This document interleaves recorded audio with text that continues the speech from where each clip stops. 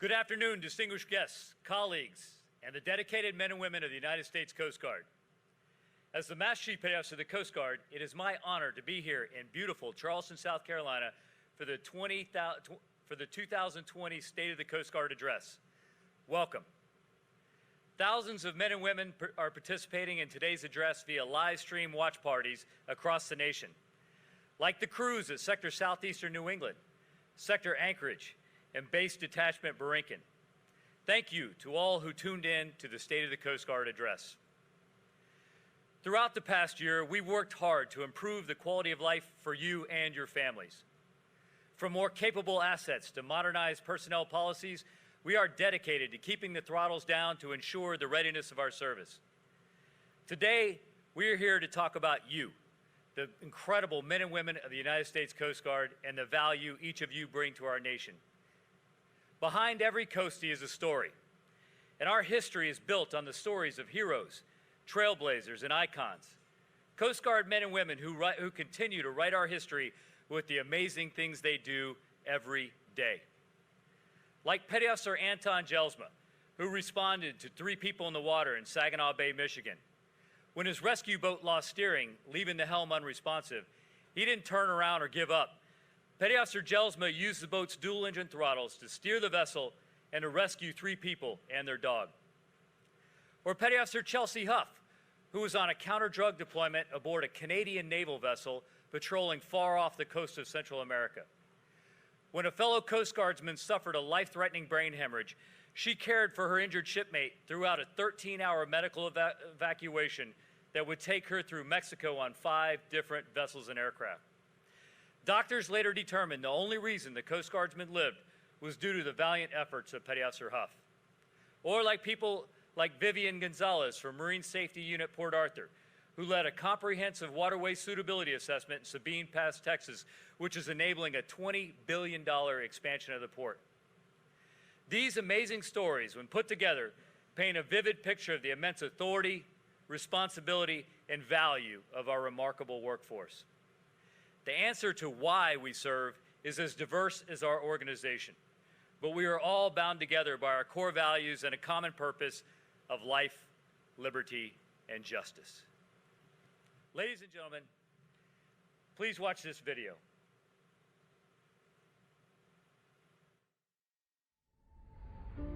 Not everyone knows about the Coast Guard.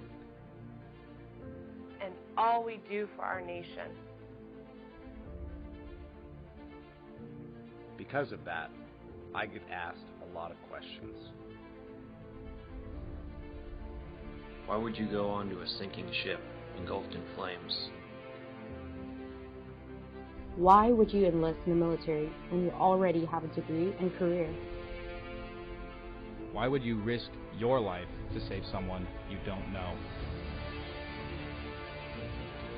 How do you handle seeing so much devastation? Aren't you scared to face down dangerous drug cartels? How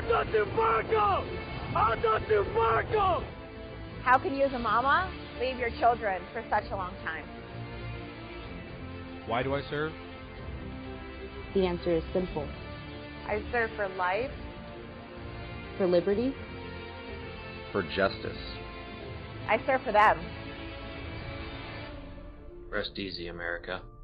We have the watch.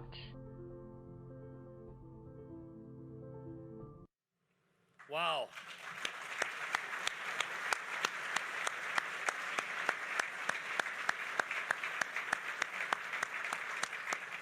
That is really awesome. I tell you, why I serve. If you have a chance, look up that hashtag, why I serve, and if you have something you want to add to that, please do. So ladies and gentlemen, without further ado, it is my honor to introduce the person who's going to tell our Coast Guard story, Admiral Karl Schultz, Commandant of the United States Coast Guard.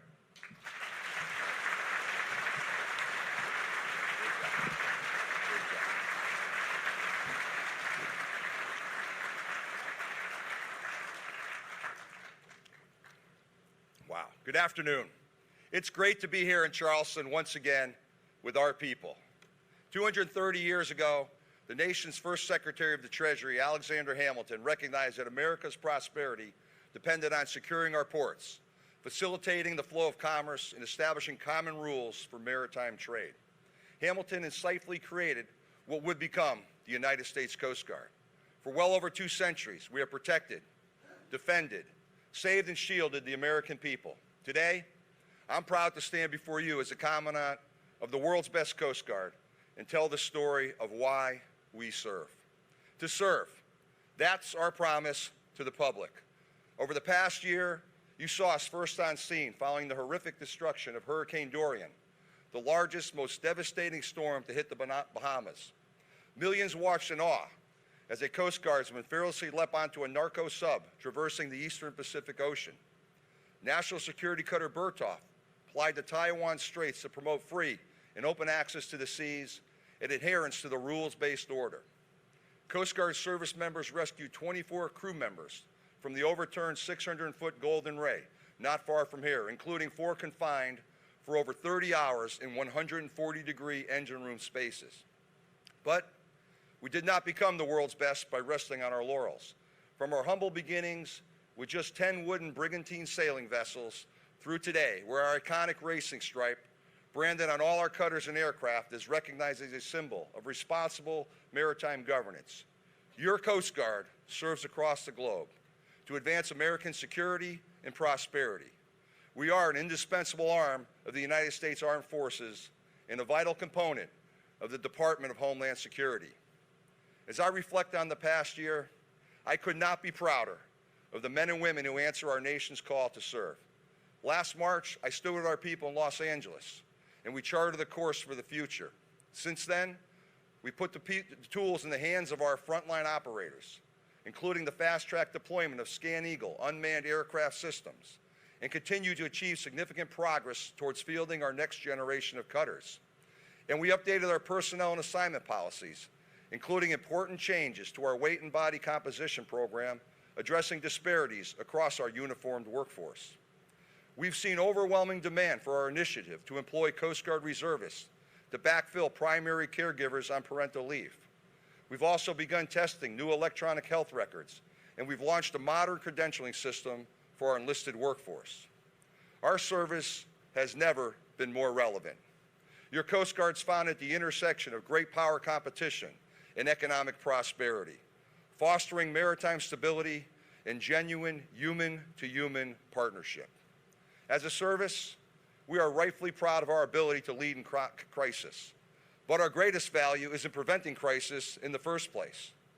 There is no agency better suited than the United States Coast Guard to lead in the maritime domain and to uphold worldwide institutions that are founded on the principles of freedom, sovereign rights, and liberty. As we enter this new decade, the number 2020 itself connotates keen vision, and I see both challenges and opportunities confronting our service. It's an inflection point as I approach the midpoint of my tenure as Commandant. So today, I offer you a clear-eyed view of our path moving forward and the acknowledgement that we have much work to do to achieve our goals. In a constantly changing, evolving environment, we cannot remain the world's best Coast Guard.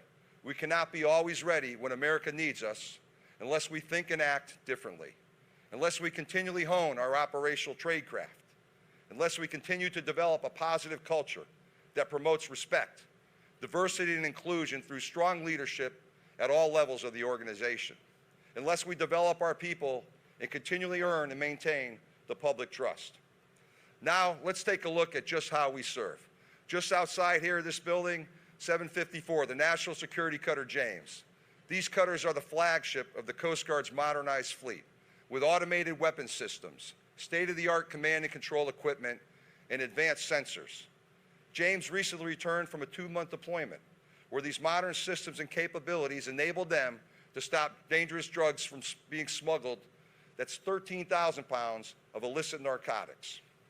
Since the implementation of our Western Hemisphere strategy 4 years ago, the men and women of the Coast Guard have interdicted 2 million, that's 2 million pounds of pure cocaine worth $26 billion. This vitally important work is the most effective way to help thwart cartels from trafficking their illicit products. Crews like those aboard Cutter James battle these dangerous cartels.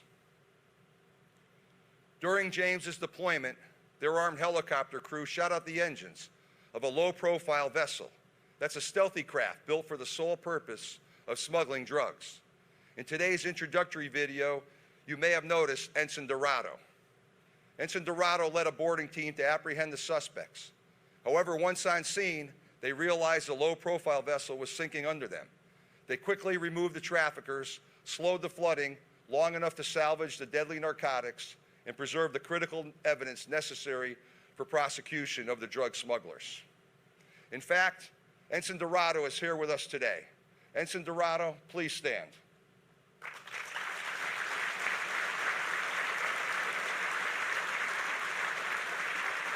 Outstanding work, shipmate. We're proud of you. Your leadership skills and talents exemplify those traits I look for in every Coast Guardsman. Drug cartels are actively harming Americans and our way of life. They traffic drugs, weapons, people. They cause instability and violence in Central America that drives migrants north. And their illicit commodities destined for the United States soil devastate American families.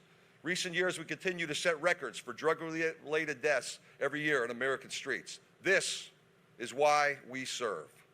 Additionally, great power competitors like China and Russia are gaining influence right here in the Western Hemisphere by exploiting opportunities amidst the instability and weak governance that's fueled by those transnational criminal activities. Our efforts in the Western Hemisphere are critical, and we are using every tool in our kit to combat this scourge. Our network of embedded Coast Guardsmen in the region strengthen like-minded friends and allies. And for the first time in the history of the multi-decade maritime drug campaign, this past year our partner nations accounted for half of the transit zone drug interdictions.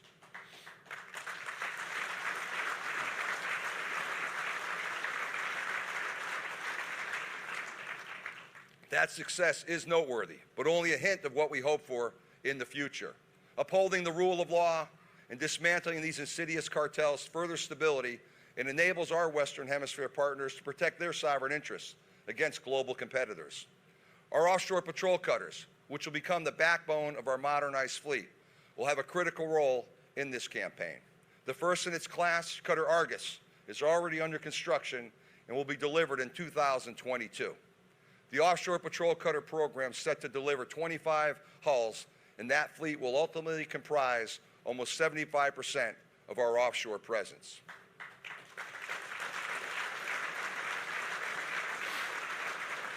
Our near-peer adversaries don't just stop at financial entrapment of vulnerable countries.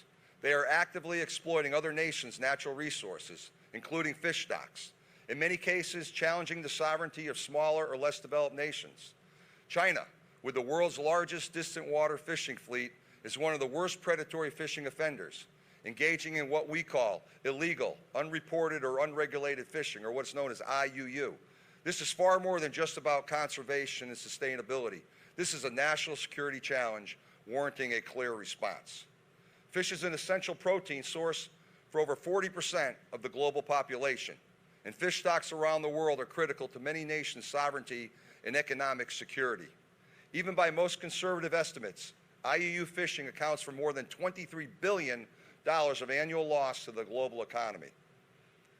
The United States Coast Guard can be a global leader combating IUU fisheries, and that's done by increasing partner nation capacity, international cooperation, and targeted operations. To frame our expanding efforts to counter this IUU fishing threat around the globe, we're developing a progressive IUU strategic outlook for the Coast Guard, and we plan to release that this summer. And to enhance maritime domain awareness across the Pacific, we are fostering a partnership with Global Fishing Watch, which uses cutting-edge machine learning and artificial intelligence to visualize, track, and share data about fishing activity in near real time. If successful, this initiative can be scaled to our fisheries enforcement efforts worldwide. Today, the United States Coast Guard holds 16 counter-IUU fishing bilaterals in the Pacific and Western Africa. And we're pursuing additional agreements to help us push back against these destructive fishing practices that are leaving vast expanses of the ocean and the seabed in ruins. A recent Stimson Center report indicates that to stop IUU fishing, we must increase accountability. We must help coastal nations improve their maritime domain awareness.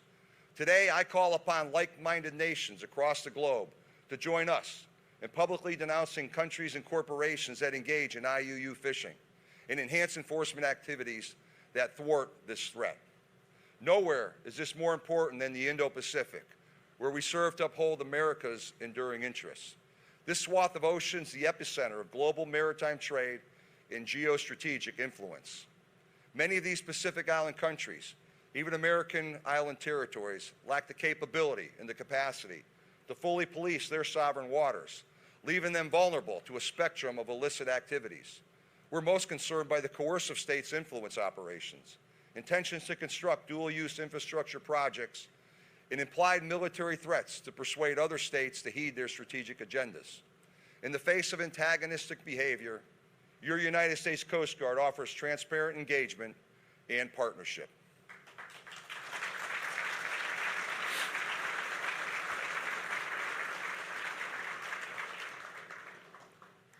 We aspire to remain the preferred and enduring partner in the region, tailoring and synchronizing our services with other like-minded partners to meet but not overwhelm the absorptive capacity of the nations we support and serve. Later this year, we will continue Operation Ienga to strengthen the community of island nations in Oceania.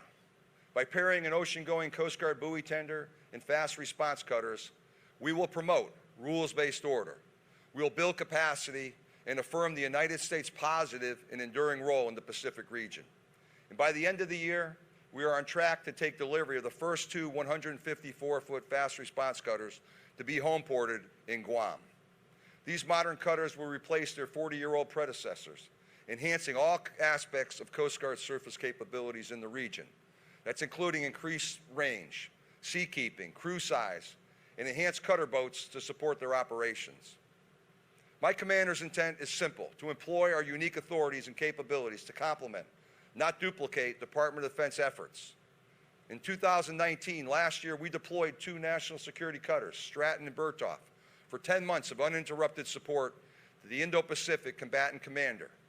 National security cutters will again return to the Western Pacific this year for joint operations with the Navy's 7th Fleet, including participation in RIMPAC, the world's largest multinational naval exercise.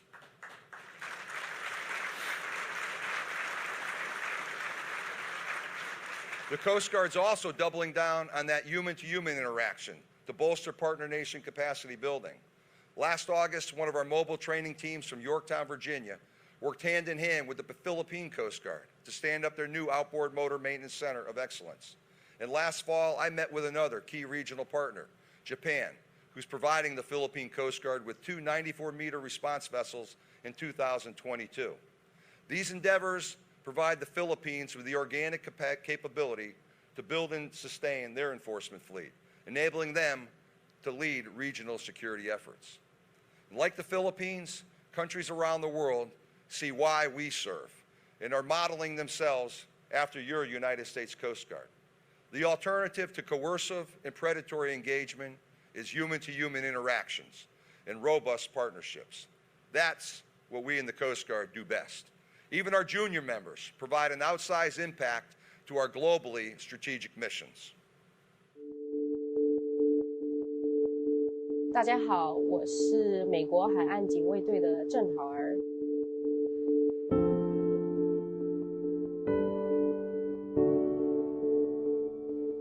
My family and I moved to New York from China when I was a kid. I pursued a degree in fashion design. I worked in the industry for a couple of years before I decided I wanted to transition into something that would allow me to travel and experience new things in life. That's when I came upon the Coast Guard.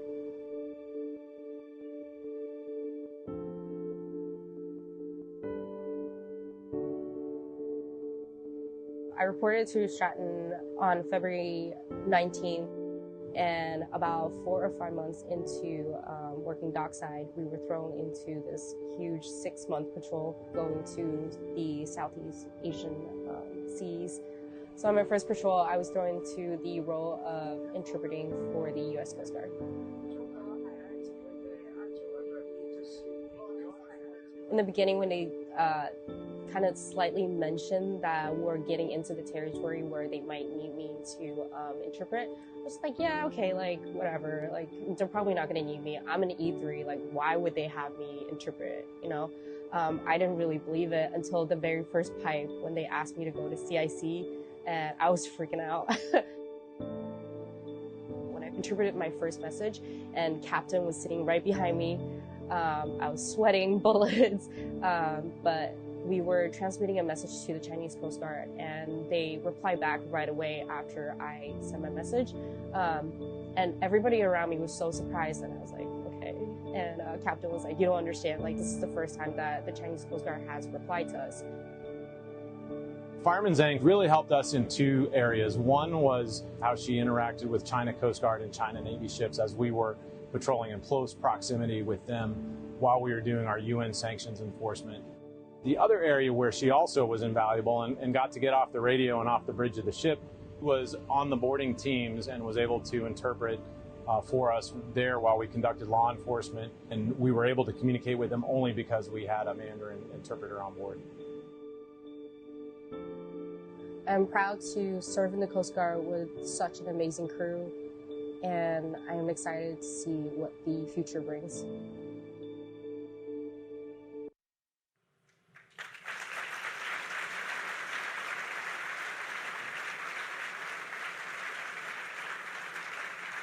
So Fireman Zhang is watching today's live stream with her Coast Guard Cutter Stratton shipmates in Alameda, California. Let's recognize her incredible contributions with another round of applause, please.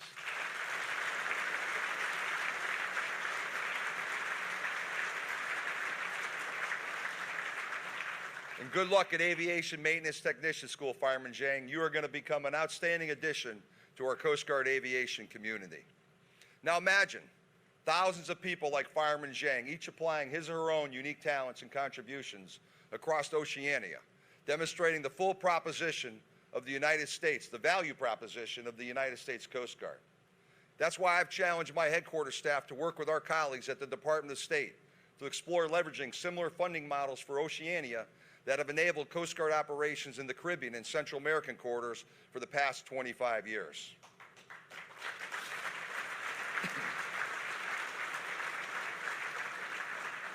And Oceania is but one of several emerging geostrategic flashpoints. Now let me tell you how we serve American interests at the farthest ends of the earth.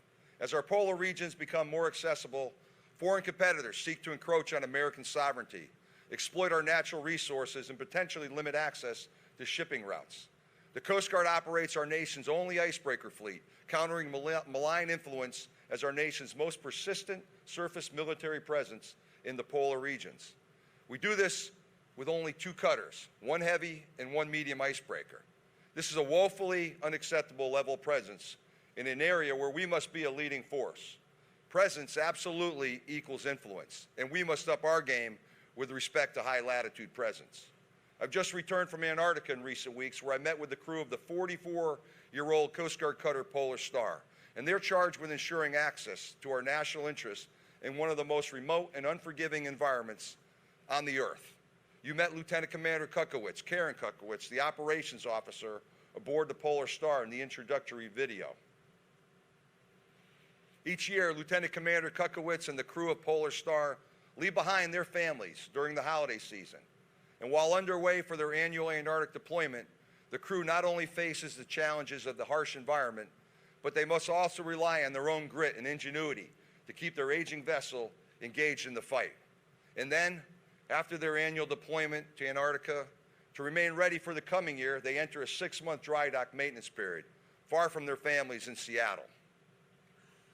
The good news is that both the administration and Congress have duly recognized the burden our Polar Star sailors bear to meet the nation's call. That's why I'm truly grateful for their recent support to fully fund our new Polar Security Cutter, the first modern heavy icebreaker to be built in the United States in half a century. Additionally, the President has requested $555 million in the fiscal 21 budget before the Congress to fully fund our critically needed second Polar Security Cutter. And the good news is there's an acquisitions and funding strategy beyond that to build a third.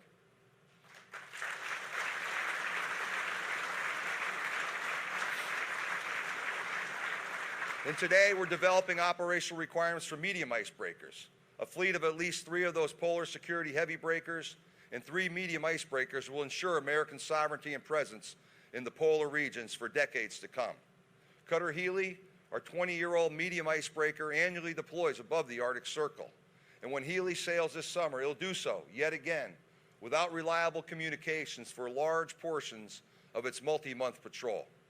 These challenges are not limited to the Arctic Circle with respect to communications. Just last month, the harsh environment of northern Alaska once again degraded communications equipment. In bitter cold conditions, Petty Officers Rustmeyer, Dicko, and Chipperini from Electronic Systems Support Detachment Kodiak traveled on snow machines until the cold rendered those machines inoperable. They then continued their journey by pulling their heavily loaded sleds and dug by hand through several feet of snow in order to effect temporary repairs on site until weather improves later this summer. As Commandant, I need my operational commanders to be able to communicate with every Coast Guard asset, anytime, anywhere. We're exploring new satellite communications within the Department of Defense and partners there, as well as private industry, as well as renewing land-based communications in Alaska. And Arctic communications are truly a whole-of-government issue. We must work together to solve our communication blackout in the Arctic now. Tremendous challenges and opportunities remain in the polar regions, and robust partnerships are absolutely imperative to success. Through strategic forums, the Coast Guard's a leader, maintaining a safe and prosperous Arctic region where cooperation is paramount, and the 8 Arctic states rightfully set the terms of governance. And a strong U.S. Coast Guard will allow America to lead at these vital frontiers. Like the Pacific and the Arctic, Coast Guard men and women are also stationed elsewhere across the globe in defense of our nation. Today, as tensions in the Middle East remain heightened, the Coast Guard stands watch on the Arabian Gulf. 6 patrol boats and our advanced tactical interdiction teams defend against terrorists, rogue nation states, and smugglers who destabilize the region. And we are all in, with plans to begin replacing our aging patrol boats with fast response cutters next year. That'll expand our maritime capabilities in support of the United States Central Command. And not only are we on the operational front lines, our maritime engagement team trains U.S. Navy, allied navies, and Gulf Coalition countries, building partner capacity to further stabilize the Arabian Gulf. And right here in the homeland, your Coast Guard also enhances security. For the first time ever, we employed Department of Homeland Security recently congressionally authorized counter-drone authorities to protect 130 world leaders who gathered at the United Nations General Assembly in New York City this past fall. Likewise, under delegated Department of Defense authority, Coast Guard Reserve Petty Officers helped pioneer state-of-the-art drone defense equipment at our Maritime Force Protection units in Kings Bay, Georgia, and Bangor, Washington. These Coast Guardsmen provide counter-drone protection for U.S. Navy ballistic missile submarines.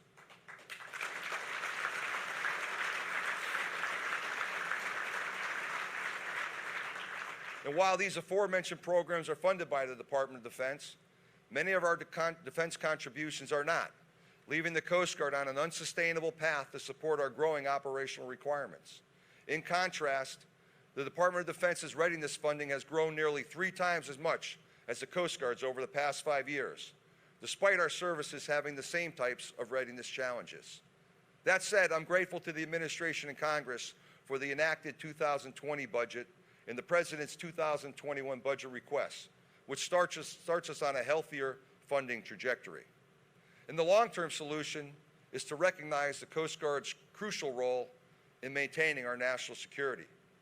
I continue to advocate for a return to the security and non-security appropriations framework, which would help ensure the Coast Guard's funded in parity with the rest of the military services. A community like right here in Charleston understands just how important our defense contributions are to the nation. And for generations, the people of this great port city have also appreciated the importance of maritime commerce to our nation. Our interconnected global economy relies on efficient ports and waterways. Over 90% of the world's goods move by the sea. And we are clearly a maritime nation, and our marine transportation system generates over 30 million jobs and $5.4 trillion, that's trillion dollars annually in economic activity. Right here in South Carolina, your ports account for 10% of the jobs and gross domestic product for the entire state.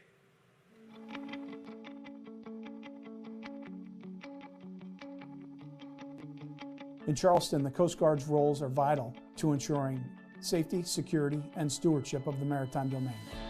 That's the port, that's along the coastline, that involves inspection regimes for both U.S. flagged and foreign ships calling on the Port of Charleston, ensuring their compliance with international regulations as well as U.S. regulations for operating in and out of the ports. Those regulations help to ensure the safety of the people aboard the ships, as well as the safety of the ports and their continued viability.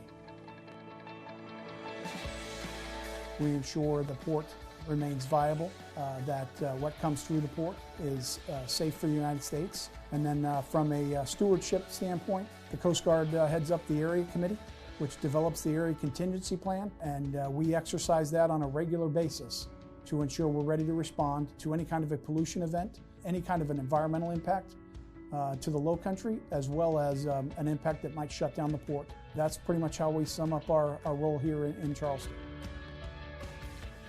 The Port of Charleston is important from both an economic as well as a military standpoint. We bring goods, raw goods, materials from around the world through the Port of Charleston to manufacturing bases around the region, not just in South Carolina.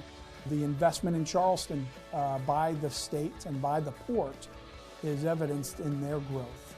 I think that example is something that the Coast Guard is trying to do and sustain as well.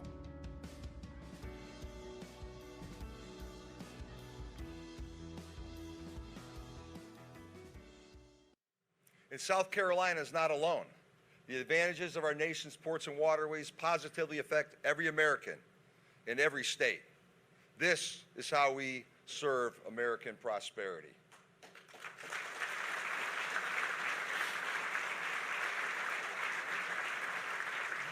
And today we face unparalleled growth in vessel traffic and complexity within this marine transportation system, from liquefied natural gas exports to offshore wind farms to increasingly sophisticated vessels.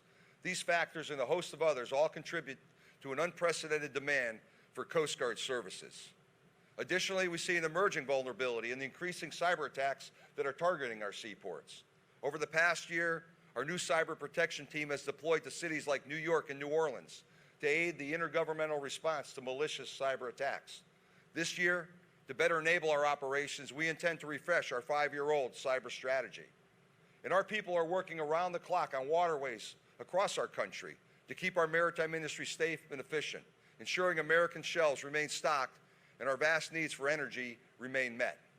However, this allure of high-paying jobs in the private sector makes it harder every day to fill our shortage of marine inspectors, qualified marine inspectors, who facilitate this flow of commerce and are typically found in our commissioned officer ranks. Thankfully, the talents of our highly skilled enlisted workforce are helping us fill this gap. This year, we're expanding the Enlisted Marine Inspector Program by 63 apprentice positions, and we're growing 17 additional inspector billets. And we're going to arm these inspectors with enhanced tools to increase their mobility and their effectiveness.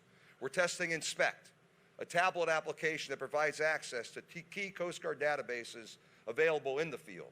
However, tools alone are not enough. Gaps in training funding in recent years have atrophied our skills in critical fields of expertise. Hence, we must create a regular training cycle for marine safety professionals to keep pace with this increasingly complex maritime industry.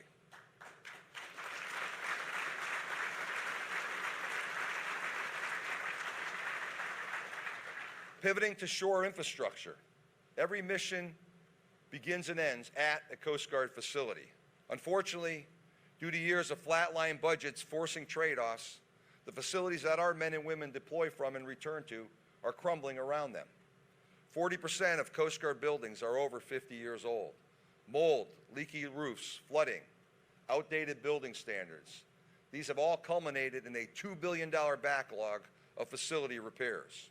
Every day we continue to operate with antiquated infrastructure, it gets harder to protect our modern maritime economy, harder to save those in peril, harder to attract talented men and women into our ranks, and ultimately harder to defend the nation. Take, for instance, Station Niagara. Last summer, the crew responded to record flooding on the Niagara River in Lake Ontario. For 4 months, floodwaters inundated the station grounds. The crew pumped out 200,000 of gallons of water daily just to keep their station operational. Despite such challenges, these dedicated coasties still rescued 45 people and protected our northern border. But you know what? It's a different story in places like Houston, where the city was devastated by Hurricane Harvey in 2017.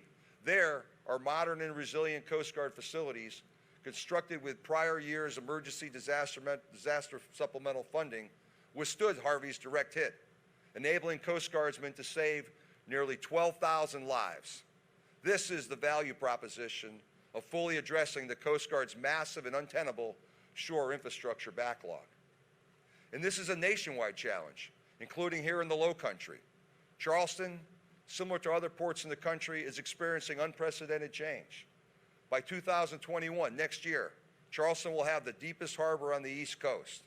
Nationwide, the Coast Guard has an enduring responsibility to safeguard the marine transportation system and bolster maritime competitiveness, infrastructure improvement, economic prosperity, and national security. As a future Coast Guard operational center of gravity, nowhere do these responsibilities ring more true right here than in Charleston. Here we'll homeport the most capable surface assets in our fleet, including 5 national security cutters and a complement to yet-to-be-built offshore patrol cutters. Thank you, Mayor.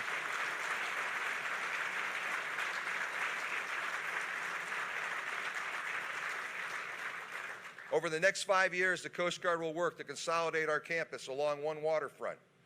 This gives Charleston the potential to grow into the largest concentration of assets and people in the United States Coast Guard. Today, we're executing $140 million in prior hurricane supplemental funding to start upgrading shoreside facilities. But this funding is only a down payment needed here in Charleston. We need an infusion of persistent investment in the Coast Guard. And right here in this great American community is a place to start.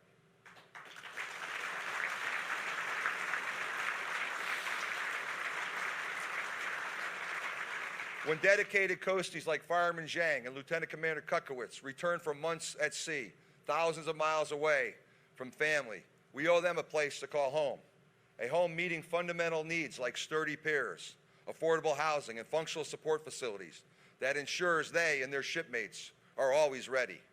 Charleston's a first stop to a nationwide investment in our service, our facilities, and our people. To serve the communities in which we live, we need early adopters like you here today to champion this vision. The Coast Guard of tomorrow must operate beyond brick and mortar. Rapid industry innovation, sophisticated adversaries are changing the very paradigm of maritime operations. In order to meet these challenges, the Coast Guard requires considerable advances to our 1990s era software, hardware, and analytics. Years of investment trade-offs have brought our information technology to the brink of catastrophic failure.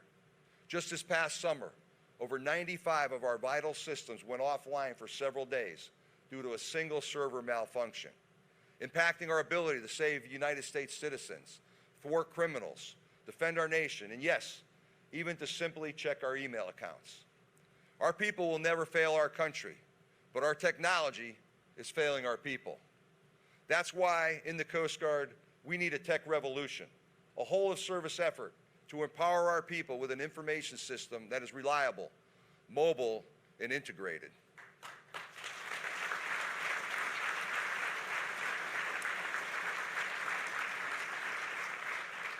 In a modern era where data generates more revenue than oil, it is crucial that Coast Guard modernizes its data management to help build and sustain its future force. Today, I'm proud to release our Tech Revolution Roadmap to secure the service's readiness and digital modernization. Yet another example of how we serve our Coast Guard people. This revolution starts now. In 2020, we'll increase the service's external internet speeds by 50 times and double major cutter connectivity with planned upgrades over the next 3 years. And we're placing all of our IT equipment on an industry standard replacement cycle, reducing the risk of critical failures and addressing the long-term problems of deferred maintenance. This spring, we'll also transition the service to Microsoft Office 365 in the cloud to increase email reliability during both day-to-day and crisis response efforts. Not only that, but AUX Data is on schedule to deploy this April, another cloud-based, user-friendly system to manage the outstanding work done by our highly capable 24,000-member volunteer auxiliary force. In fact, the AUX Data procurement team, who is watching today's live stream at headquarters, Ms. Brenda Oberholzer, Lieutenant Nicholas Fredrickson, Lieutenant Karl Stokes, and Ms. Chandra Kotzen, just earned the Homeland Security Today's Federal Acquisition Excellence Award for the innovative procurement techniques that will deliver this critical software in just over 4 months.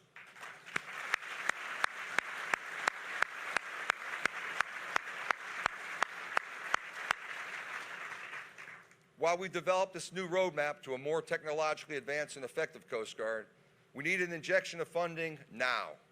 Closing our existing $300 million annual IT shortfall is an important step to modernize the Coast Guard's technology landscape. However, the Coast Guard's not waiting for tomorrow.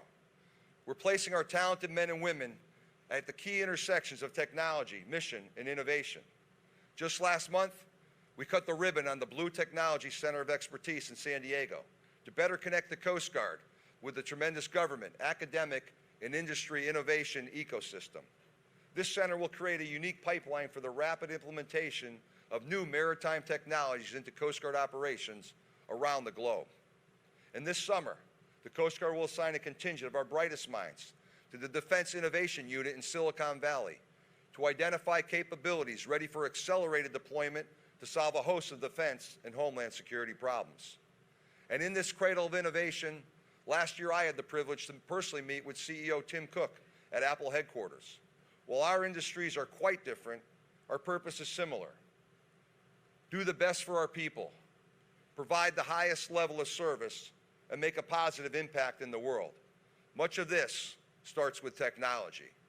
That is why I believe a wholesale investment will enable our talented people to carry out their missions across the maritime domain today and tomorrow. These dedicated men and women are why readiness remains my top priority for the Coast Guard.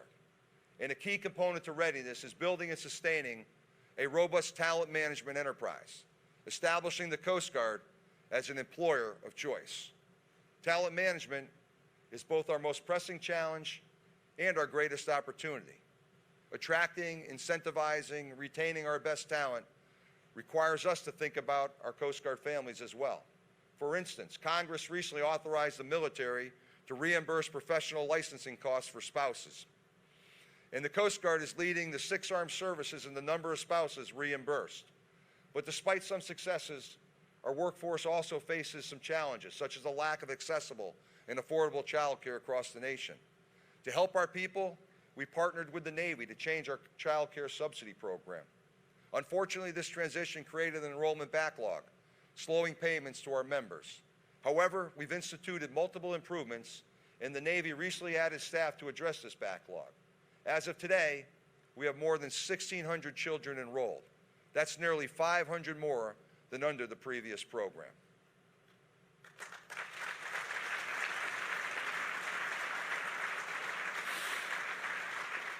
To lead in operations in an uncertain future requires us to harness the full potential of diverse backgrounds and original thinking.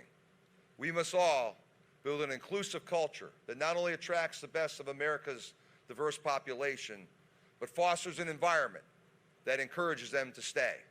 A Coast Guard where every person understands that inclusion and diversity are mission imperatives, where every Coast Guardsman understands that these imperatives are only enhanced and strengthened through the foundations of strong leadership. Leaders are found at every level in our service.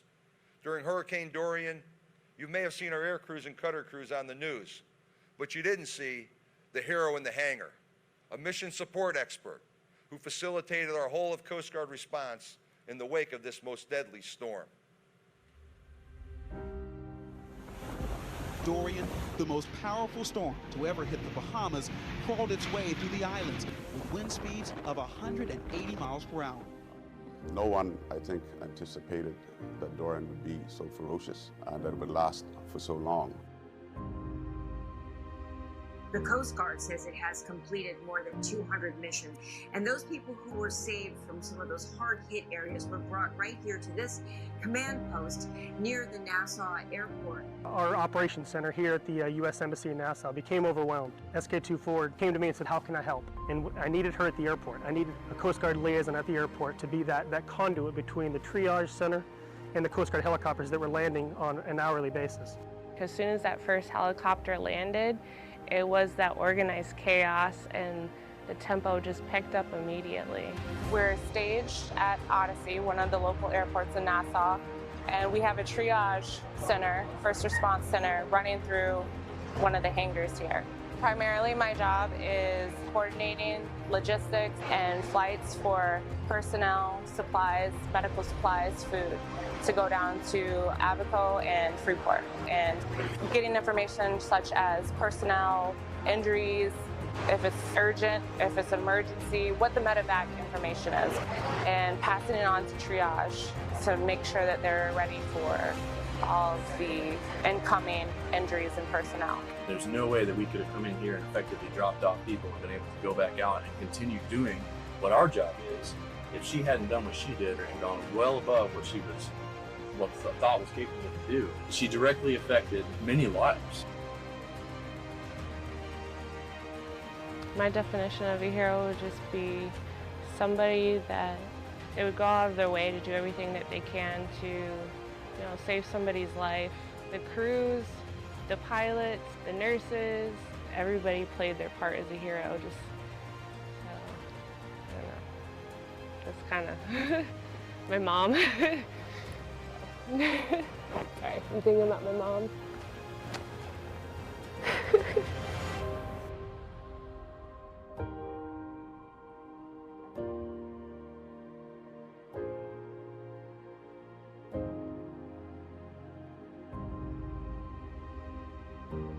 A hero to me is an ordinary person doing extraordinary things. And that's what Petty Officer Ford did.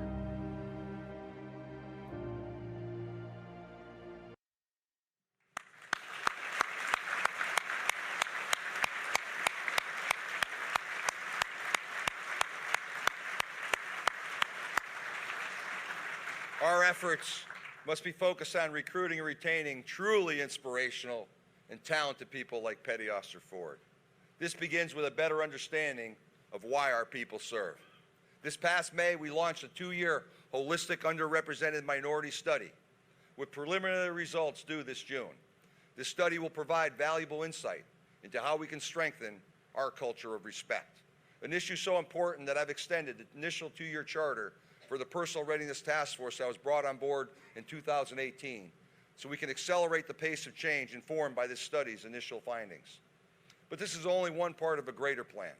Next month, we'll launch a 4-year diversity and inclusion action plan to provide leaders at every level with the skills to realize the full potential of our workforce. In the year to come, you'll also see the rollout of a Workforce 2030 action plan to better position our service to meet future personnel readiness needs and challenges. I'm committed to applying knowledge learned in order to solve our greatest personnel problems now. For instance, the 2019 Women's Retention Study identified that our workforce lacks a centralized and accessible communication platform to get the information to our employees. That's why we are launching My Coast Guard this June, a comprehensive mobile communications hub for our entire Coast Guard community.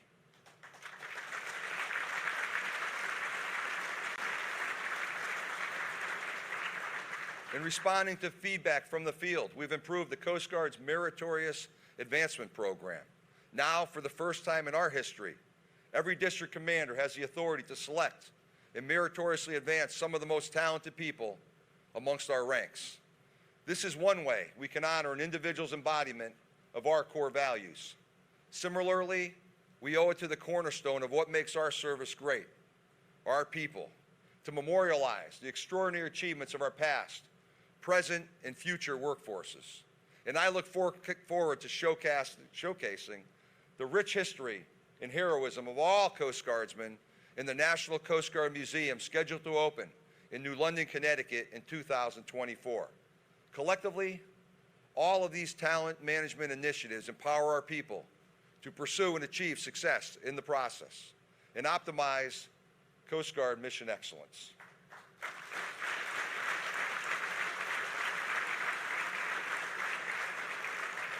There is no better return on investment than the United States Coast Guard, and I am grateful for both the administration's and the Congress's support for our new assets, which provide unprecedented capability. Now, we need the matching resources to effectively operate and support the Coast Guard that the nation has built. These investments are essential mission enablers, ensuring our operational success today and revolutionizing the way we conduct operations in the future. Every day, I am inspired, I am impressed, and I am humbled by our Coasties, who put the needs of American public first. Men and women who lead during crisis, whether it's a hurricane response, massive flooding, or a capsized vessel. As a rescue swimmer, you train like crazy because you need to be ready when you get the call. I think we got 3 or 4 people severely injured. I don't know how they get on board. I think they're going to need a helo crew. The moment that we got the call for the Golden Ray, I was actually on duty. We heard that 25 people were in the water, and that was pretty much the only information that we had. When you're getting your gear on and getting ready, the things that are going through your mind, you're just trying to play out every scenario you can based on the information that you have, just to try to prepare yourself for what you might come upon.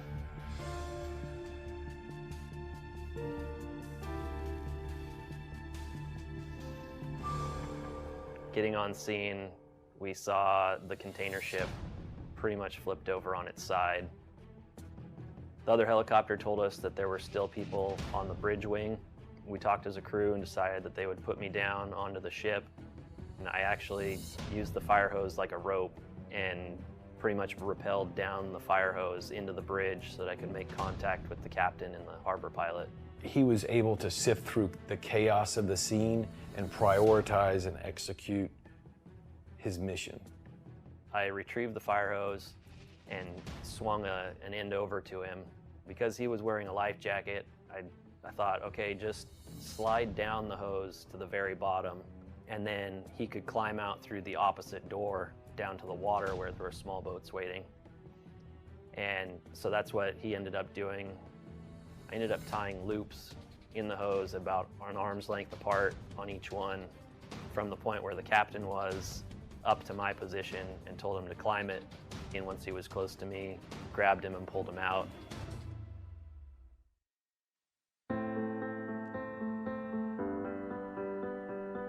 If they were not there, then I may not be here to provide for my family and serve the state of Georgia.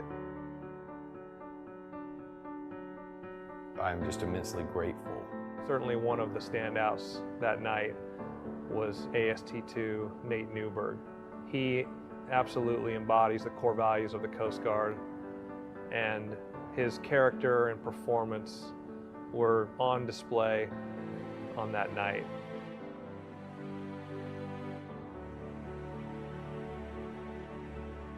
He certainly is a hero.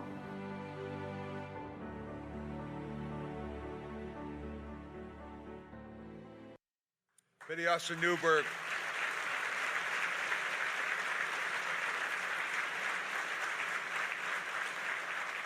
Petty Officer Newberg truly is a hero. The next generation of Coast Guard men and women needs strong leaders coming up through the ranks, leaders who excel in the face of adversity, and leaders who embody our core values of honor, respect, and devotion to duty. Petty Officer Newberg here in the audience, and Petty Officer Ford, whom is watching in the Bahamas, please stand.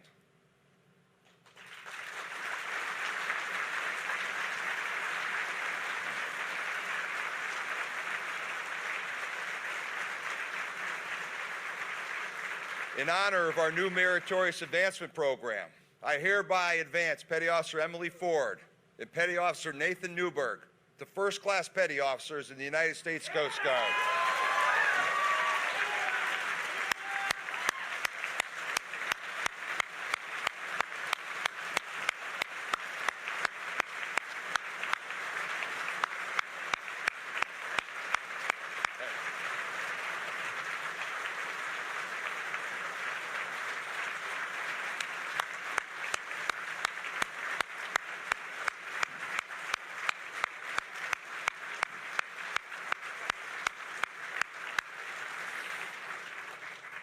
Nathan, congratulations. Emily, if you're watching in the Bahamas, this shout-out's to you as well. We're truly proud of you guys. Congratulations. Our extraordinary men and women who truly live by these core values, they will never let you down. And our senior leadership will always have their backs, because on our watch, your Coast Guard must and will remain Semper Paratus, always ready. The American public expects no less. History and experience show us that our people enable the Coast Guard to adapt, to overcome. This was true for Hamilton's Revenue Cutter Service, and it is true today. To best serve the nation, we must invest in our service, and we must empower our people. We all serve for different reasons, but over my 36-plus-year career, I have found that we all share the same desire to take care of our shipmates, protect our families, and safeguard the American dream. Ensuring our outstanding Coast Guard men and women can achieve these goals and grow with both individuals and professionals, this is why I serve. Thank you for joining me today. May God bless the United States of America. Semper Paratus.